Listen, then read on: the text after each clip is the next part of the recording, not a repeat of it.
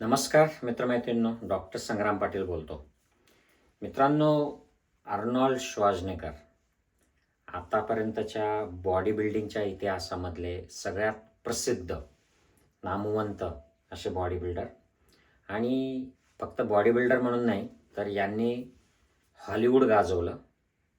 आणि हे शेवटी त्यांच्या करिअरच्या नंतर हे गव्हर्नर देखील झाले अमेरिकेमध्ये.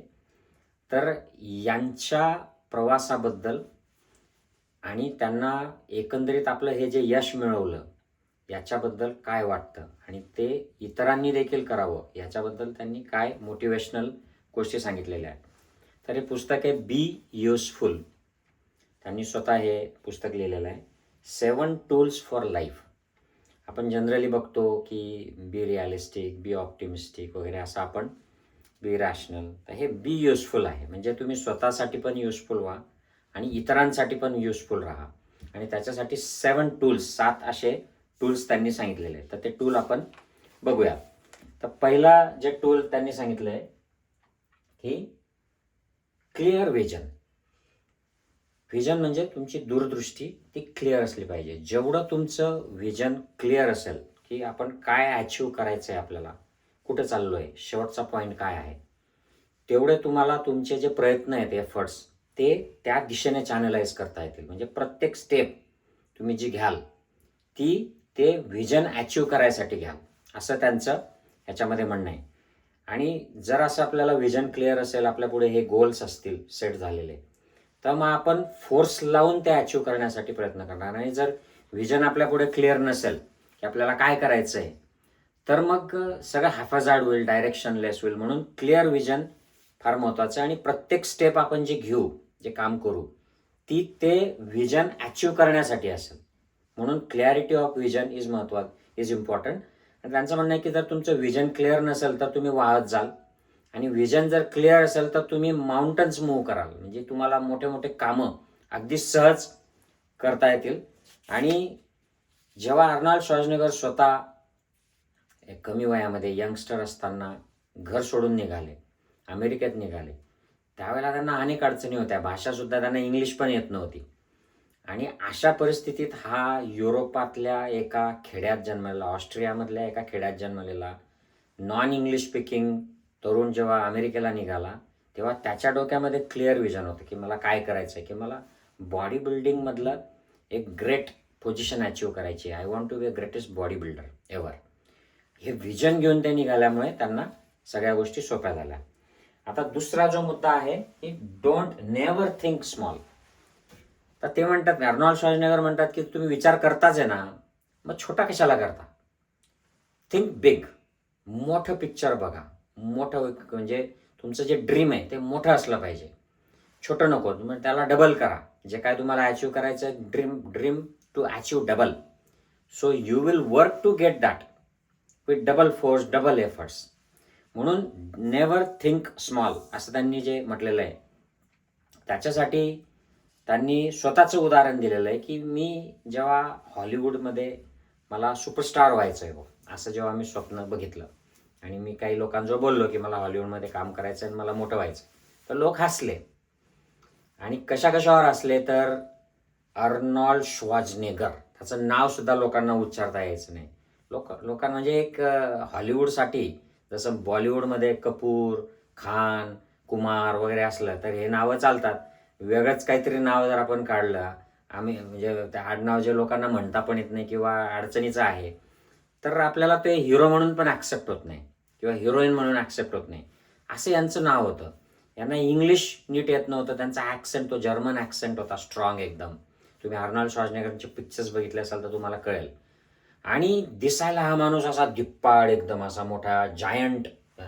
तर असे लोक एक छोटाफार रोल, व्हिलनचा रोल, कुठला तरी रोलसाठी वगैरे ठीक आहे, पण सुपरस्टार होण्यासाठी लोकांनी त्याला डिस्करेज केलं, पण त्याने सोडलं नाही.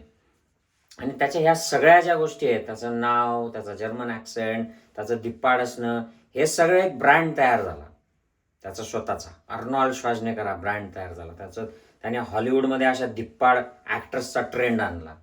आणि त्याचा जो ॲक्सेंट होता त्याने तो त्या वेगळ्या वेगळ्या रोल्समध्ये, टर्मिनेटर असो, वेगवेगळ्या रोल्समध्ये तो अशा पद्धतीने वापरला की ते अजरामर झाले.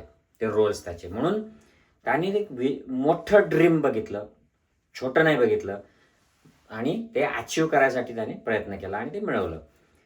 एका विद्यार्थ्याने आर्नोल्ड श्वार्झनेगर यांना विचारलं की मला माझं ड्रीम मोठं आहे, हे कसं कसं ओळखता येईल, हाऊ विल आय नो की इट इज बिग इनफ.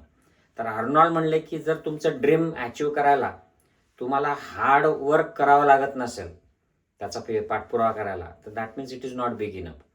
तुम्हाला हार्ड वर्क करावं लागलं पाहिजे ते अचीव करायला, म्हणजे तुमचं ड्रीम मोठं आहे. खूप प्रयत्न केले पाहिजे तुम्ही, त्याच्यासाठी मेहनत केली पाहिजे, भरपूर नॉलेज मिळवलं पाहिजे, स्किल्स अचीव केले पाहिजे, मग ते तुम्हाला मिळेल, मग ते बिग इनफ आहे. तुमचं जर आरामात होत असेल म्हणजे you are not dreaming big enough. तुमचा जो विचार आहे हा लहान आहे. तिसरं जे आहे वर्क युअर आस ऑफ, म्हणजे भरपूर मेहनत करावी लागणार तुम्हाला. काय जे काय अचीव करायचं आहे त्याला there are no shortcuts, there are no cheatings. असं काहीतरी हे करून चिटिंग करून घेऊ, याच्या त्याच्याकडनं मदत घेऊन घेऊ, असंच चालत नाही. तुम्हाला काही बिग अचीव करायचं असेल, युजफुल व्हायचं असेल स्वतःसाठी आणि इतरांसाठी, then you have to work very hard. आता हा तरुण जेव्हा अमेरिकेत आला तेव्हा त्यांनी सांगितलंय की मी 5 तास ट्रेनिंग करत होतो, फिजिकल ट्रेनिंग जिममध्ये. मग ते रात्री काम करायचे पैसे कमवायसाठी. मग ते इंग्लिशचं त्यांचं ॲक्सेंट आणि इंग्लिश स्पीकिंगवर काम करत होते आणि बिझनेस कसा करायचा याच्याबद्दल ते ट्रेनिंग घेत होते, म्हणजे ॲक्टिंगचं ट्रेनिंग घेत होते. म्हणजे सगळ्या प्रकारचं काम ते एकाच वेळेला करत होते. 24 तासामध्ये जर 6 तास झोप घेतली तर उरलेल्या 16 तासाला त्यांनी इक्वल डिवाइड करून घेतलं होतं की त्याच्यात ट्रेनिंग करायचं, म्हणजे एक्झरसाइज वगैरे जे आहे ते, लर्निंग करायचं, इंग्लिश लर्निंग, बिझनेस लर्निंग, ॲक्टिंगचं लर्निंग, आणि परत काम पण करायचं आहे, मेहनत त्यांना, कारण तिथे सर्वाईव्ह व्हायला पैसा कुठून येणार, म्हणून फोकस काम पण करायचं. तर असं ढोर मेहनत अक्षरशः त्यांनी केलेली आहे सक्सेस अचीव करायसाठी. त्यांचं म्हणणं आहे की बिगेस्ट वेस्ट काय आहे, तर हे पैसा किंवा एनर्जी किंवा ऑइल पेट्रोल नाही आहे. Biggest waste is a human potential. आपली जी कॅपॅसिटी आहे, पोटेन्शियल आहे, कार्यक्षमता, ती आपण वापरत नाही फुल एक्सटेंटला. That is the biggest loss, असं त्यांचं मत आहे. म्हणून वर्क, खूप हार्ड वर्क करा, असं त्यांचं म्हणणं आहे. त्यांनी एक त्यांचं स्वतःचं उदाहरण दिलेलं आहे की एकदा त्यांनी 12 तासचं शूटिंग केलं आपल्या क्रू सोबत, सगळ्यांसोबत, आणि 12 तासचं शूटिंग झाल्यावर बाकीचे लोक जेव्हा घरी गेले झोपायला, तेव्हा ते 12 तास शूटिंग नंतर जिमला गेले. लोकांना जेव्हा कळलं तेव्हा ते म्हणले की अरे तू क्रेझी आहेस का? ते म्हणले नाही, असं हे करतो म्हणूनच मला हे सगळं करणं शक्य आहे. आणि ते म्हणतात की ग्रेट आणि नॉर्मल जे लोक आहेत, नॉन ग्रेट, याच्यातला फरक हा आहे की ग्रेट लोक जे असतात ते एखाद्या जेव्हा कामावर असतात, जेव्हा ते काम करत करत करत त्यातली जी मजा निघून जाते, it stops being a fun, त्याच्यानंतर सुद्धा ते काम करत राहतात त्याच्यावर, त्या आपल्या गोल अचीव करण्यावर, ते विजन अचीव करण्यावर. इतर लोक जे असतात जेव्हा मजा येणं थांबतं तेव्हा ते थांबतात. पण ग्रेट लोक they carry on working beyond the point when it stops being a fun. हा त्याच्यातला फरक आहे. ते म्हणतात जर तुम्ही एफर्ट्स डबल केले तुमच्या गोल अचीव करण्यासाठी, विजन अचीव करण्यासाठी, तर तुमचं काम अर्ध्याच वेळात कमी होणार, तर तुम्ही त्याच्यासाठी राईट मेहनत केली तर. चौथा मुद्दा आहे सेल सेल सेल. हे म्हणजे प्रमोट करायचं स्वतःला. जग तुमचं नोटीस करेल, तुमचं काम, तुमचं महत्त्व, तुम्हाला काय वाटतं, तो जो मुद्दा आहे तुमचा, आणि मग ते करेल तेव्हा करेल, आपल्याला काय त्याच्याशी, आपण आपलं करत राहू, याच्याशी ते सहमत नाहीत. ते म्हणतात की तुमच्या ज्या आयडियाज आहेत, तुमच्या ज्या व्हॅल्यूज आहेत, व्हिजन आहेत, हे तुम्ही ज्यामध्ये विश्वास करता, हे तुम्हाला इतरांना देखील सांगता आलं पाहिजे.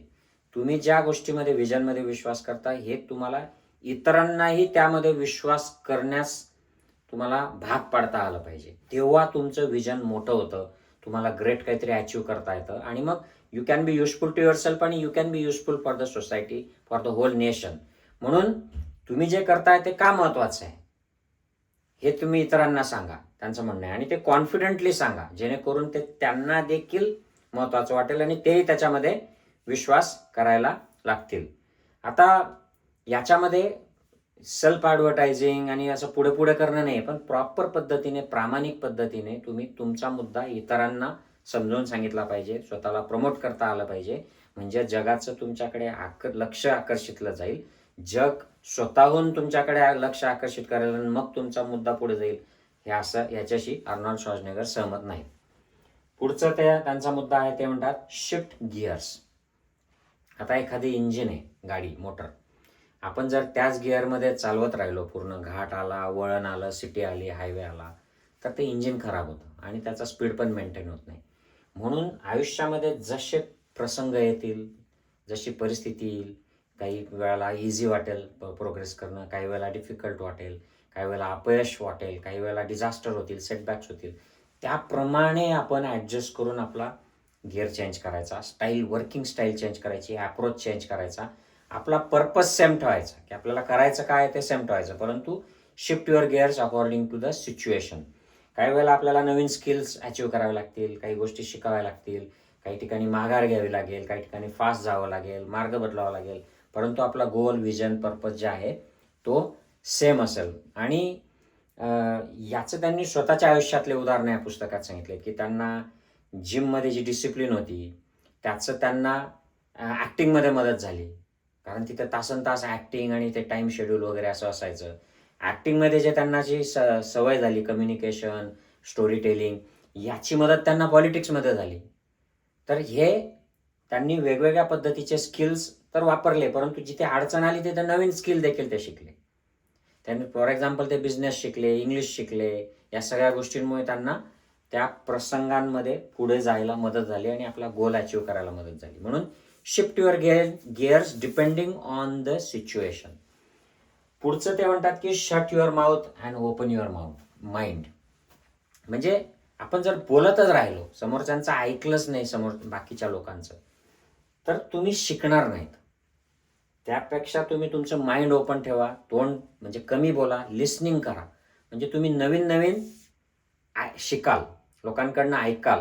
आणि त्यांनी ते स्वतः ते तसं इंग्लिश स्पीकिंग जेव्हा त्यांना येत नव्हतं चांगलं, त्यांना बिझनेसच्या आयडियाज माहीत नव्हत्या, त्यांना ॲक्टिंगमधलं बॅकग्राऊंड नव्हतं आणि पॉलिटिक्सचंही बॅकग्राऊंड नव्हतं, ह्या सगळ्या गोष्टी त्यांनी लोकांकडनं शिकून घेतल्या. आणि जिथे त्यांना माहीत नव्हतं, समजत नव्हतं, त्यांनी लोकांकडे जाऊन त्यांना विचारलं की तुम्ही मला हे सांगा, तुम्ही मला हे शिकवा.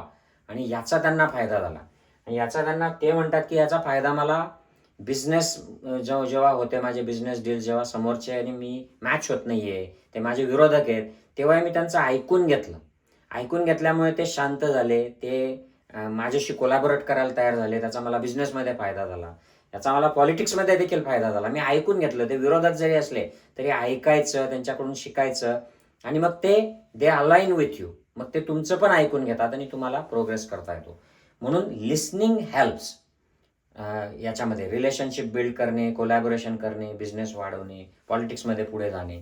आणि आपण त्यांचा महत्त्वाचा कन्सेप्ट त्यांनी सांगितला आहे की if you keep listening to people, तुमच्यामध्ये ज्या गोष्टी मिसिंग आहेत, ज्या तुमच्या कमी आहेत, काही लोक असे तुम्हाला भेटतील की तुम्ही त्यांचं ऐकल्यामुळे तुमच्यात जे मिसिंग आहे ते बरोबर ते तुम्हाला कुठेतरी काहीतरी सांगतील, या ना त्या मार्गाने, आणि त्याच्याने तुमचा फायदा होईल. And that's how you learn. And learning is important to grow. म्हणून तुम्ही माइंड ओपन ठेवा आणि लिसनिंग करा. नुसतं बोलत नका जाऊ. प्रत्येक ठिकाणी तुमचं आर्ग्युमेंट फक्त बरोबर आहे, ते जिंकण्यासाठी बोलत नका राहू. तर तुम्ही शिकण्यासाठी ऐकायची सवय करा, त्यातून तुम्ही मोठे व्हाल. आणि शेवटचा मुद्दा ते म्हणतात ब्रेक युअर ओन मिरर्स. तुमचे स्वतःचे जे आरसे आहेत ते तोडा. आणि त्यांचं म्हणणं आहे की सगळ्यात महत्त्वाचं आहे, पण हे सगळ्यात अवघड आहे. आपल्याला माझ्या आयडिया, माझं करिअर, माझी फॅमिली, माझं लाईफ, माझे विचार, माझ्या व्हॅल्यूज, मी प्रत्येक ठिकाणी आपण असं जे आत्मकेंद्रित, आत्मस्तुती, मला पहा फुले व्हा, असं जे असतं, त्याच्याऐवजी ते म्हणतात की तुम्ही स्वतःचा प्रोग्रेस करत असताना नेहमी इतरांचा देखील विचार करा. म्हणजे प्रत्येक गोष्टीमध्ये दुसऱ्यालाही त्याचाही कसा फायदा होईल, मी हे अचीव करतो याच्यात कसं, म्हणजे success without service is a dead end, असं त्यांचं म्हणणं आहे. त्यामुळे कुठलीही गोष्ट करत असताना जेव्हा आपल्याला शक्य आहे, जिथे शक्य आहे आणि ज्या पद्धतीने शक्य आहे, तिथे आपण समाजाचा, इतरांचा, टीम मेंबर्सचा विचार करायचा आणि जे करू शकतो ती आपण करत राहिलं पाहिजे. याच्याने आपल्या लाईफचा पर्पज जो आहे तो क्लिअर राहतो. आपल्याला एक पर्पज मिळतो. नुसतं वृक्षपणे आपण स्वतःचा सक्सेस अचीव करण्यासाठी, स्वतःचे गोल्स अचीव करण्यासाठी धावत नाही, तर आपला स्वतःला पण आपण युजफुल ठरतो आणि इतरांना युजफुल ठरतो. आणि त्याच्यासाठी हे त्यांनी बी युजफुलचे 7 टूल्स दिलेले आहेत. Be useful 7 tools for life Arnold Schwarzenegger. I hope तुम्हाला हे युजफुल वाटतात आणि that motivates you to read this book. हे वाचा. हे खूप छान पुस्तक आहे. ज्यांना ज्यांना शक्य असेल त्यांनी ऑर्डर करा. हे अवेलेबल आहे सगळीकडे, ॲमेझॉन वगैरे किंवा इतर शॉप्समध्ये. वाचा आणि भेटूयात पुढच्या व्हिडिओमध्ये. Take care. Bye bye.